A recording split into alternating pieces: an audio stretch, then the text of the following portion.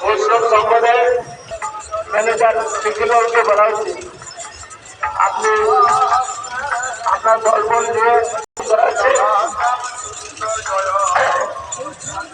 বাজরাবাজের ম্যানেজারকে অনুরোধ করা হয়েছে বাজরাবাজের ম্যানেজারকে অনুরোধ করা হচ্ছে আপনার দলবল নিয়ে মন্দিরের সামনে চলে যান। বৈষ্ণব পার্টি থেকে